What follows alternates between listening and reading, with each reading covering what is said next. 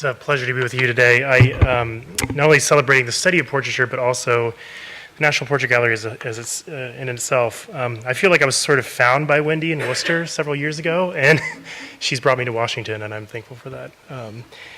So as a scholar of history and art history, material culture, and religion, in many of the categories that I put in my work, every time I come to the National Portrait Gallery, I am left with a single impression, which is a very basic one, which we all know, that history is made by people, living, breathing, flesh and blood people. And we all know this, of course, but there's something about the sensory encounter with the faces and the bodies made manifest through paint and canvas and marble and light and metal and paper and chemicals, plaster, that brings this point home.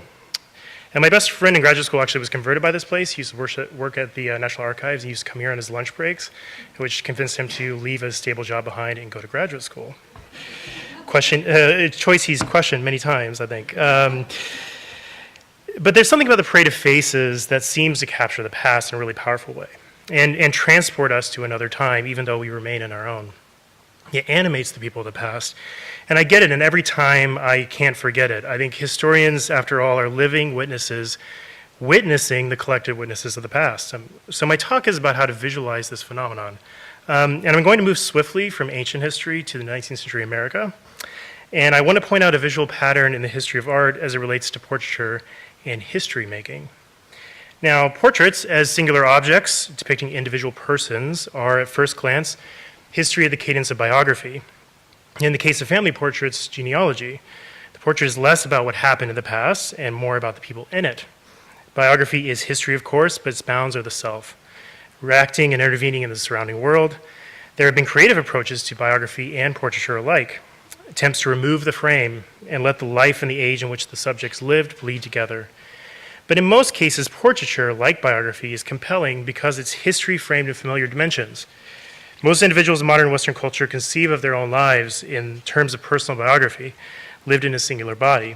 The biography and the portrait both relate history, but they do so with a centering view on the embodied individual, constrained by the circumstances of birth and chance, reacting to the times, staring out towards an uncertain future, and we can relate to that. But what about a history of a community, a nation, a people? How do you depict their conflicts and triumphs, their anxieties and their hopes? To depict that history, you have to bring the portraits together and combine them and make that combination meaningful. And the urge to combine portraits as witnesses to history and visual culture is very old. Assembling witnesses has its root in ancient texts, ancient societies, particularly biblical texts, especially in the West. It became a central motif of early Christian visual culture. American history painters of the late 18th and early 19th century, all of whom got their start as portraitists, were particularly committed to continuing this tradition of gathering not just witnesses, but portraiture specifically in their efforts to relate history. They're very deliberate about this, as we will see. Since portraits represent the past best in groups, the artists and the printmakers of the 19th century used combination picture engravings to tell the history of seismic national events, such as the American Revolution and the Civil War, as well as sectarian stories, such as the colored conventions movements or the progress of the Methodist Church, which we'll get to a little bit later. Now, combination pictures, prints that assemble diverse media into a singular object, especially portraiture, for historical commemoration, were a popular visual form in the 19th century. The artists and printmakers who made combination pictures sought to provide the public with access to their crafted visions of the past and spread them across American space. And this combination of faces, portraits, looking at a singular person or event was a visual way of elevating historical events, establishing their truth, but it also taught Americans where to set their historical sites. The practice in visual culture of assembling witnesses to historical events has significant roots in sacred art, which in turn took its lead from sacred texts, of course. The Hebrew Bible and the Christian New Testament lean heavily on the concept of witnessing to establish the veracity of sacred history, elevate its importance, and focus devotion. In the book of Numbers, for example, the Israelites, in setting up the wilderness tabernacle, are commanded to encircle their tents around the Ark of the Covenant in the presence of God, of the Hebrew God's presence in their midst. The Christian gospel writers use witnesses to attest to significant events, such as Jesus' birth, his baptism, his transfiguration, and the miracles, always in the presence of cited or implied witnesses. The reportage of Christ's resurrection is a particularly witness-heavy event in which the witnesses are actually named and numbered, even if the many women who first witnessed his resurrection did not qualify as witnesses under Roman or Jewish law. And the culmination of this discourse of witnessing in biblical texts is this passage from Hebrews, which ties together the Hebrew Bible and the New Testament use of witnesses. The author, after narrating the faith of the great patriarchs of the Hebrew Bible, notes in the voice of the King James translation, "Wherefore, seeing we are all compassed," or often translated surrounded, "by such a great cloud of witnesses, let us lay aside every weight and the sin which doth easily beset us, and let us run with patience the race that is set before us." The passage describes a cloud of witnesses, the saints of old, encircling the living, surveilling, but ultimately cheering them on towards victory. And this is a major textual basis for the visual tradition in sacred art of surrounding sacred events with witnessing people, saints, and angels. In the late antique Mediterranean world, many Christians follow this lead by encompassing their worship spaces with iconic images of saints, angels, and biblical narrative, and Jesus. And after the 4th century, church spaces in the Eastern and Western Church were increasingly adorned with both the images and the relics of the saints. To enter a church was to be enveloped by the cloud of witnesses in both image, substance, and imagination. And this motif transferred to singular compositions as well. Ducho's The Nativity and the prophets Isaiah and Ezekiel from the late medieval period is a great example.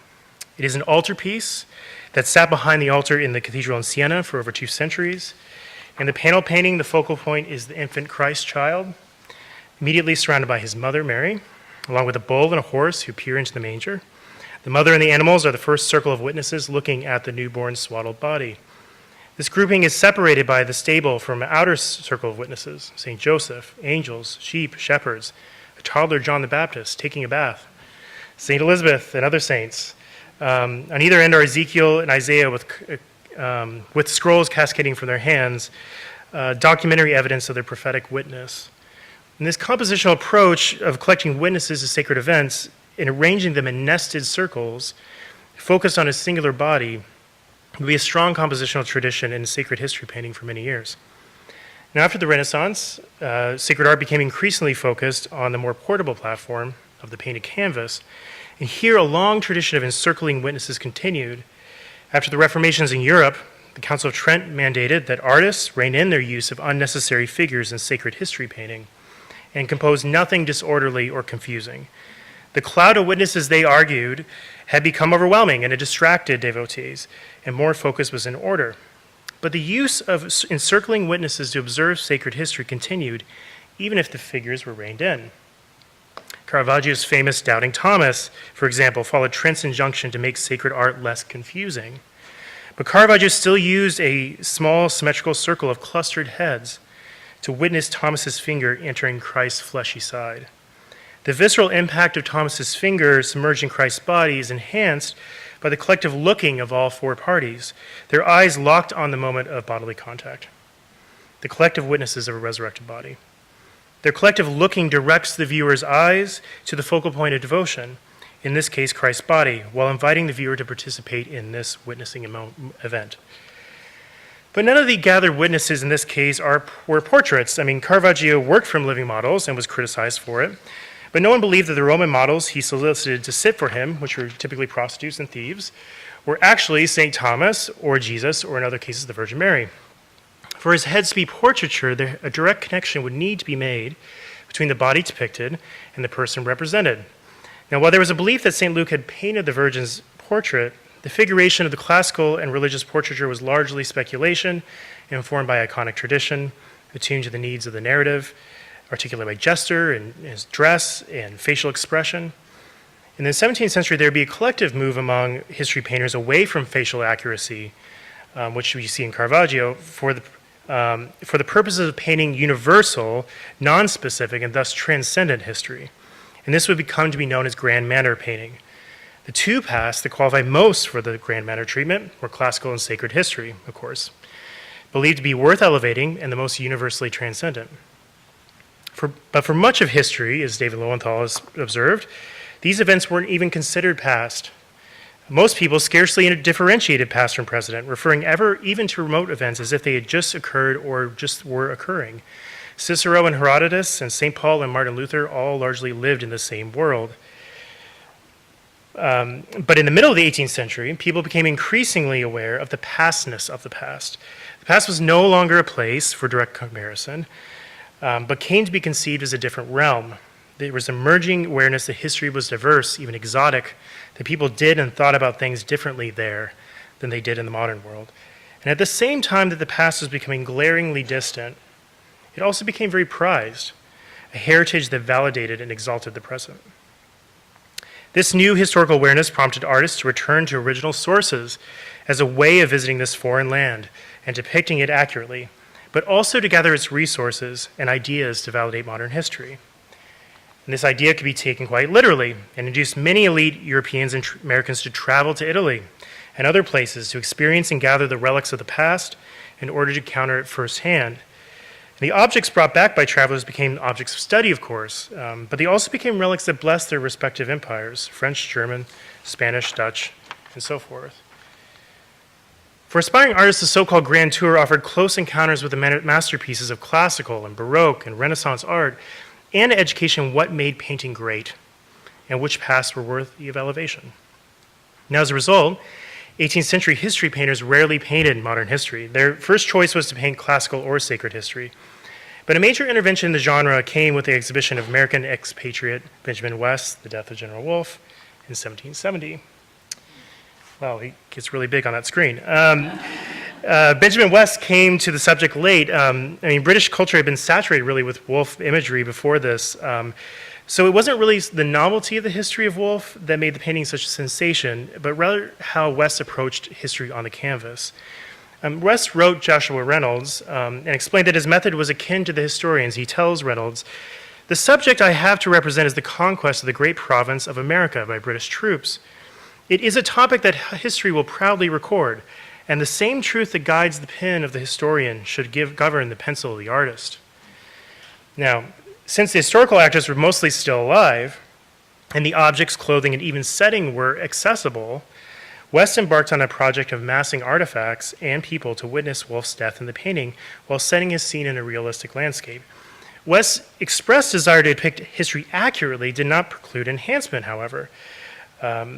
Indeed, elevation, including expanding the number of witnesses. Wolfe's death was attended by about 4 people. But in the painting, 13 witnesses were depicted. The focal point is, of course, Wolfe's dying body, articulated to match the traditional form of the Lamentation of Christ genre, thus elevating Wolfe's death by associating with Christ's body. An immediate circle of 3 witnesses attends to Wolfe, and then an outer circle looks from the periphery, broken into 3 distinct groups, through which the viewer can see the battle raging on in the background.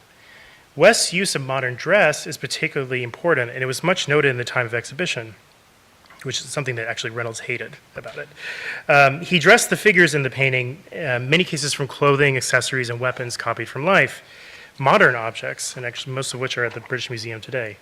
The Indian artifacts on the ranger and the face of the contemplative Mohawk warrior, for example, were copied directly from objects in West's personal collection. He had a kind of American collection in his studio.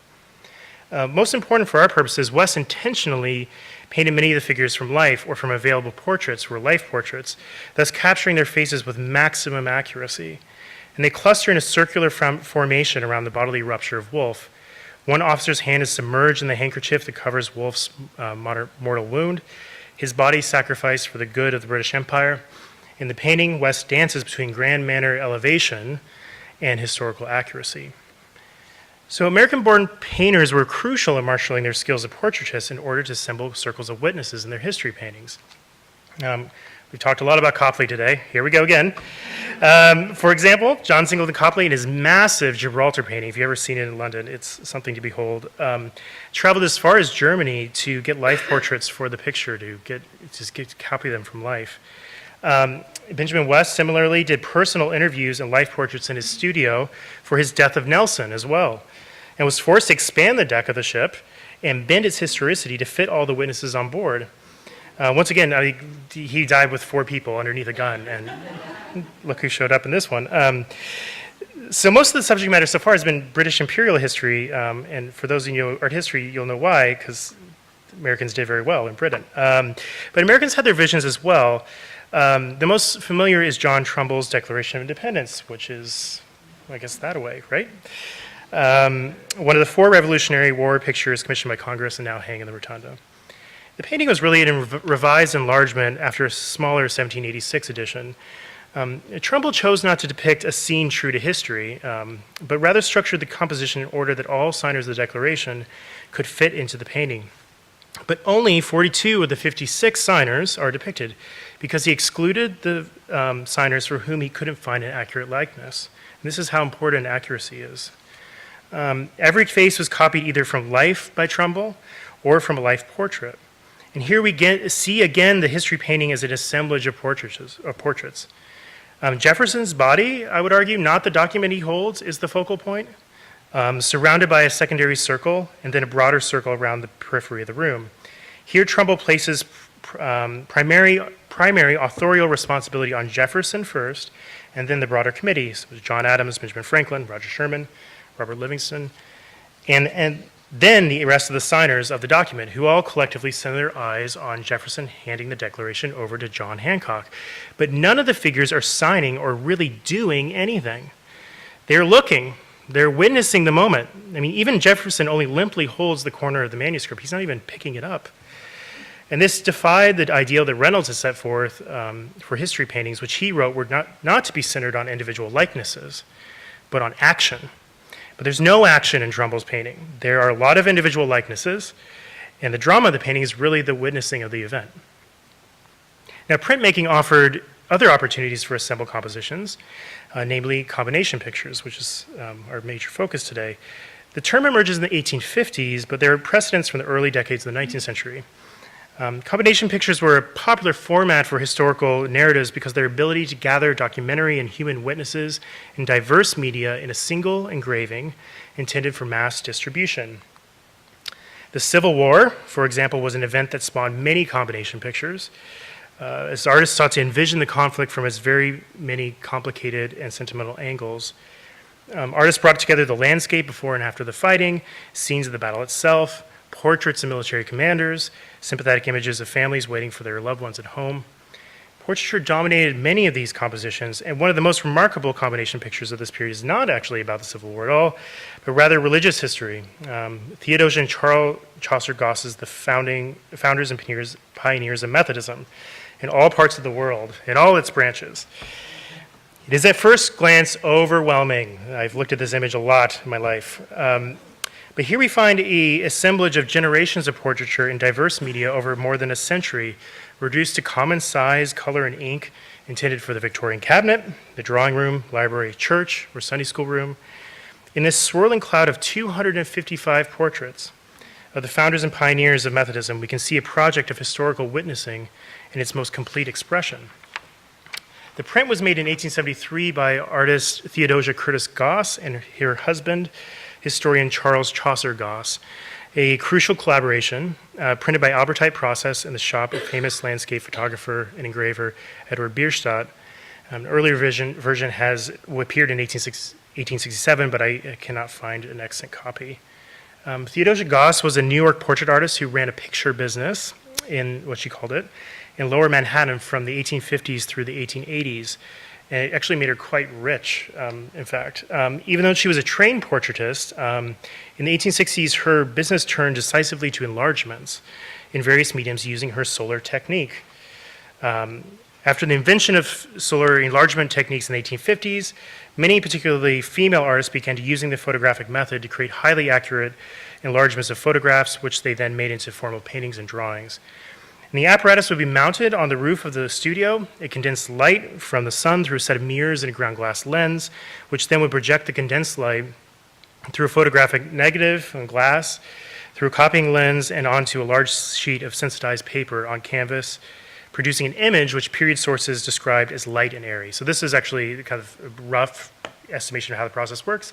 There's actually a large, full-scale portrait of George Peabody, the Peabody Institute at Johns Hopkins, which is made from a carte de visite. So the carte de visite went into the thing, and you got this full-size canvas out of it. The lines left on the canvas or paper formed the underdrawing for the subsequent working up. And this was most commonly done in crayon, charcoal, or India ink, though occasionally in oil if it was a rich commission, like George Peabody. And one of the immediate payoffs was artist-style portraits made from photographs, which gave the resultant objects a sense of refined gentility while maintaining the highest level of facial accuracy. I mean, people could take a photograph or a ferrotype or send an old family heirloom portrait, what Theodosia called the most sacred relics of the household. And she could provide an enlargement of even the smallest likeness into a beautiful, lifelike portrait at full life size or smaller. Charles Chaucer Goss was a historian, one of the major historians of Methodism in the 19th century in New York City, who produced multiple large histories of the movement. The print was actually commissioned by Methodist dignitaries to celebrate 100 years of Methodism in America. And Methodism was really a great American success story. Whereas in 18th century, Methodists trailed almost every other sect in the United States, by the Civil War, they claimed a third of American church membership. And in those times, church attendance was even higher than membership. This led President Ulysses S. Grant to quip in 1868 that there were three great parties in the United States: the Republican, the Democrat, and the Methodist Church. Now, Charles and Theodosia Goss chose the symbol portraiture in order to envision this history, which reflected the Methodist fondness for portraits. They really did have a true cultural attachment to portraiture.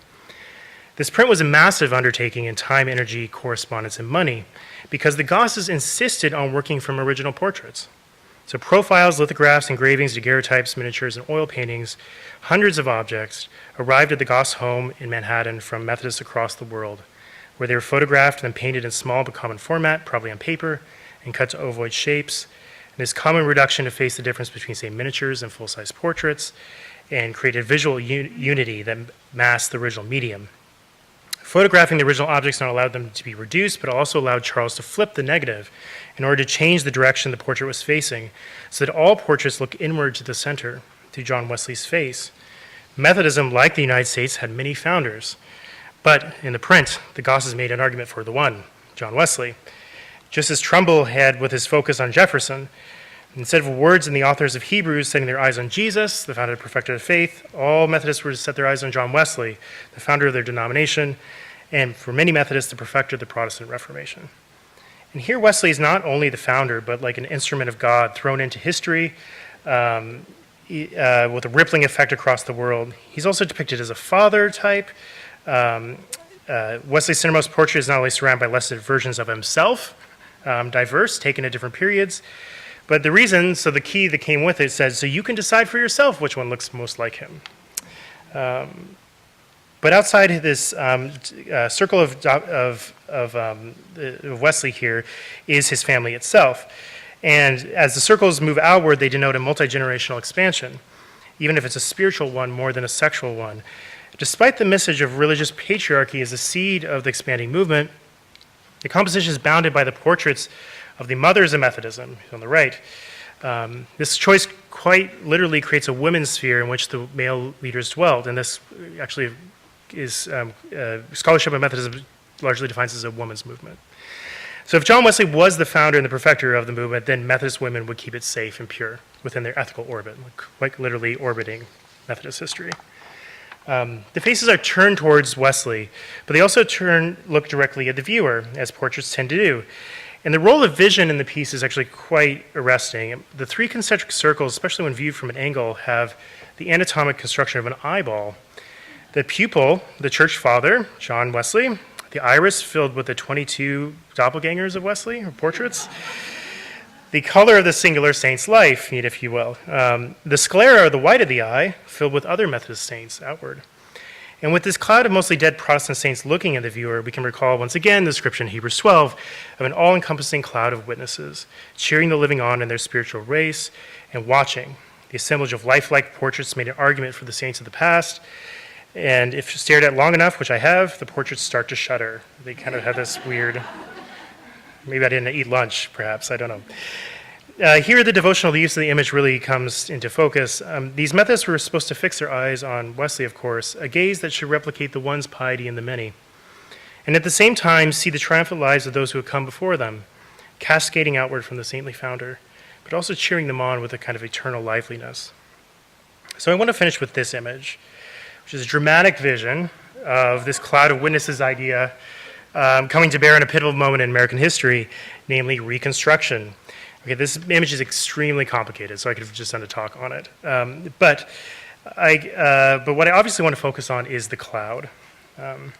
Here we have about 140 visible portraits, countless more in the background set into a cloud. And this cloud is bounded by the muses of justice on the left and freedom on the right, and an American eagle at the bottom. The cloud descends upon the new tabernacle, the reunification of the South with the remainder of the Union, blessing or perhaps surveilling their effort for reconciliation and unification. The cloud faces are watching with John C. Calhoun and Henry Clay in the foreground, and perhaps shaking hands through the clouds, I don't know. Followed behind by the requisite founding fathers, and on either side, many, many others who were crucial in American history. And of course, Lincoln is closest to Jesus.